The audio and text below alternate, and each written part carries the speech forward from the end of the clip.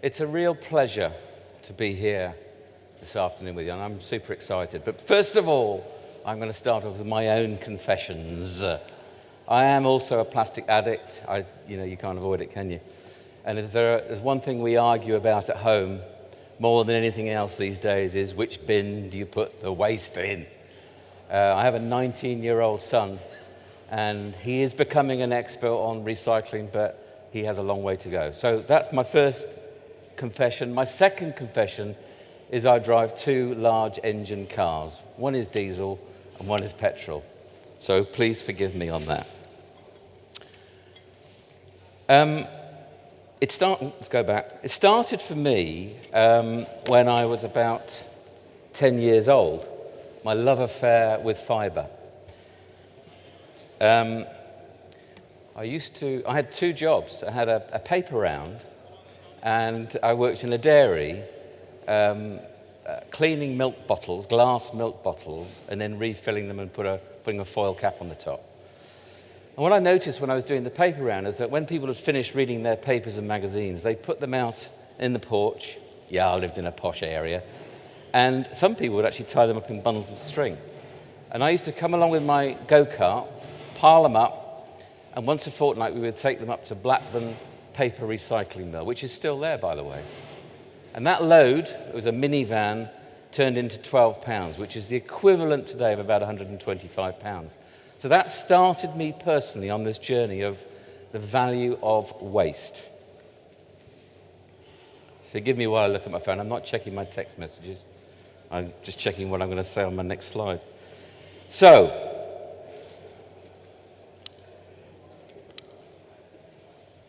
Chris, my business partner, sadly can't be here today, but he's the founder of a food magazine called The Delicatessen.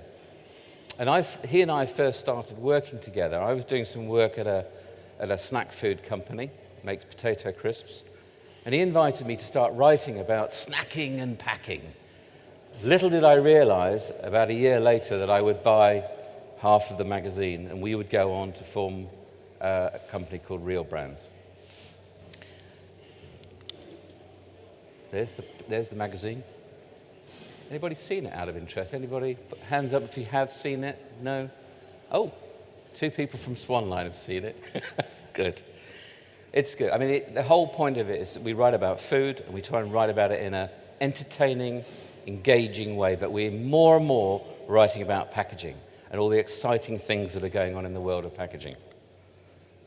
So the vision at Reelbrands is to create truly sustainable packaging using renewable materials wherever possible that have been thought about from the beginning of life to end of life. Now, we all know that every material has an impact on the environment, so nothing is perfect. Paper is not perfect. We know that it consumes energy. So it's about making better informed decisions about when you design a product and its packaging that it has the least impact on the environment possible. I met Freddie and Sian Sutherland probably about a year ago, the two unreasonable women. And I was truly inspired, as hopefully you've been inspired this afternoon listening to Freddie. I could see in Plastic Planet and the Plastic-Free Trust Mark, the opportunity for the consumer to clearly understand that there's no plastic in this pack, so they can buy with confidence. And you'll see the power of this on some packs that I'll show in a minute.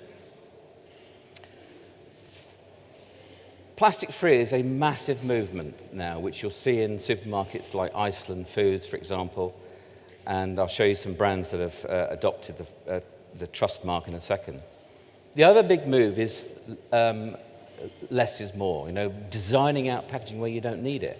Now, I appreciate that for some packaging manufacturers that may not be a great thing, but 30% of products moving the supply chain are actually moving air, would you believe? I used to be a consultant for a company called the Less Packaging Company, and we worked on behalf of the supermarkets and retailers like Marks and Spencer's and Tesco's, and shipping products from China to the UK. 30% of it was air. So here's a lovely example I'm going to go forward and then come back, where there's a pair of straightening thingies for hair. As you can tell, I know all about these sorts of products, straightening thingies. So the box at the back was how it was, and the box at the front is how it was going to be. It didn't actually happen in the end for various different reasons, which I won't bore you with. But this is the sort of thing that needs to happen, designing out unnecessary packaging. That was also removed all the gluing in the box, made it simpler to assemble, and I think actually makes the product look better. It's actually showing the product rather than showing loads of packaging. The brand manager didn't quite see it that way. She actually felt that the original box had more shelf standout, which is why it never changed. It's so important that there's joined up thinking right the way through the supply chain. And I suspect if that idea was put in front of Tesco today, they'd probably go for the new pack design. This is a lovely example. This is a fish box. And, excuse me. What's clever about this is it's 5 bits of packaging have been designed out to be replaced with one single pack made out of a water-resistant material called Cygnus Eco. Some of you may have heard of it. If you want to find out more, speak to Ross from Swanline. But what's clever about it is it loves moisture and it loves being frozen. And by putting a tear system on the front of the box, it seals itself, well, with a bit of help. You can put the fish directly into the box. What they were doing before is putting fish into plastic bags, then into boxes, and then putting a printed sleeve around them, taping the box, lots of labour. This is all about designing out complexity, but ending up with a much better looking pack. Now, connected. Excuse me one moment while I grab something. You may have seen these things from Costa. If you haven't, have a closer look. If you want to see one afterwards, come and have a look. But in the base of this cup is a chip. And literally, you can put money onto the chip. It's just like a little SIM card. And then you can pay for your coffee, but also you can pay for other goods as well. And it automatically tops up. So this connecting packaging, this is more than just a device for carrying coffee. This is a way of, in this case, Costa, checking out how you spend your money and connecting with you. And it's all done through an app on your phone. It's really, really clever and cool. And obviously, the idea is that you have one cup for life, potentially. Maybe not, hopefully. I worry about these reusable cups because they're actually fashion items and people change them because they want a different color or they want to personalize or whatever. But this sort of connectedness of packaging is going to be a very key element going forward. Here's a lovely example of printed labels where embedded in the artwork is data where you scan your phone over the label and the characters on those labels literally come alive. They talk to you and tell you their story. So the potential for making packaging not just a printed media, but making it turning it into storytelling, so powerful. And with the rise of digital and fantastic graphics, all of this becomes possible. And so I think you're now living in a very exciting time in this sector. I bet you didn't realize all the years ago when you came into the world of corrugated packaging that it would end up being so damn sexy. Because it is. Very, very exciting times for you, and I'm really excited for you. Freddie referred to closed loop, so I think this is going to become very key going forward without dwelling on this too much. So this is a little bit like this pack will last 10, 15, 20 years. And when it wears out, Unilever will take it back. And they're also encouraging some of their competitors to adopt the same pack format. And you will then buy replacement refills that literally just click into the inside of that. It's a deodorant type of product. Very clever the way it's manufactured.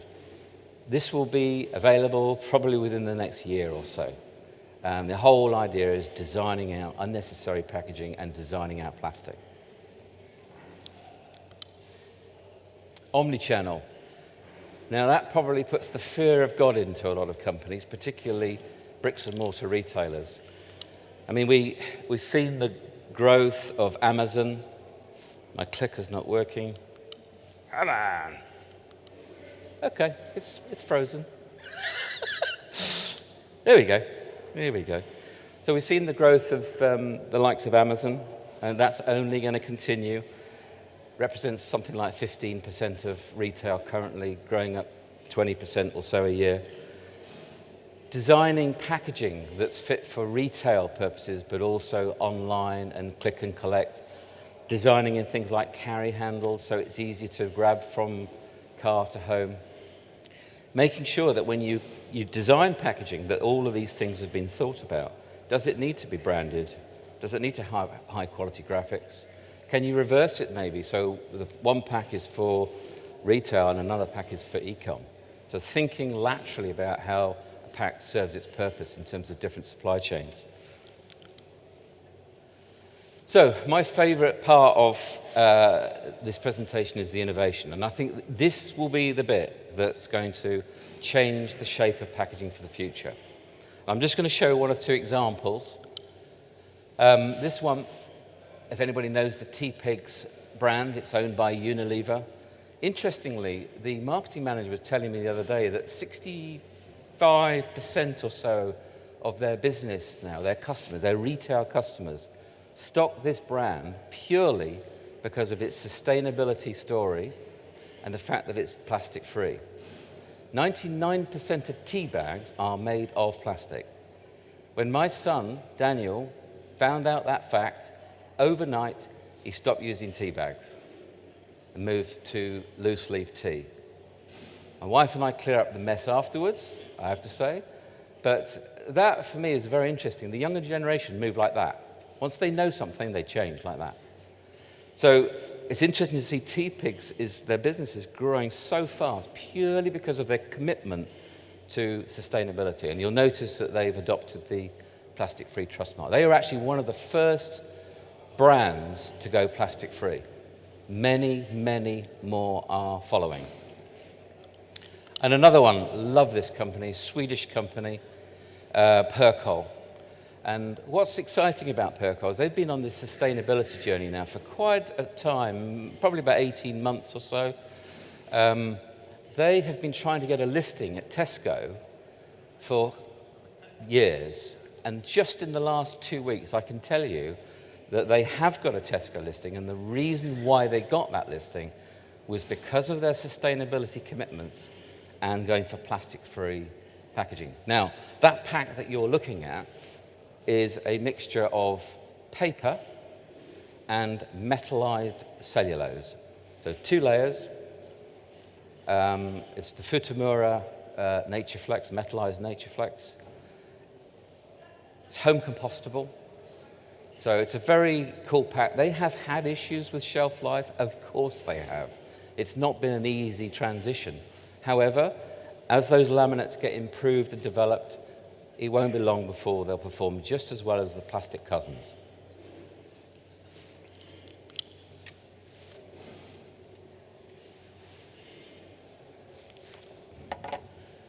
Now, this is a really exciting company, based in Britain, so 2 guys, ex-Imperial College London. This packaging is made from seaweed, and it's used for containing liquid, such as water, juices, sauces. They're even putting spirits in them, in cocktails and shots and whatnot. It can, at the moment, keep a product fresh for about 7 days. So it's really a little bit like fruit. It's like the skin of a fruit, really. And you can eat it. Throw it in the gutter and it'll disappear like that. And it's this type of packaging I think we're going to see more and more of.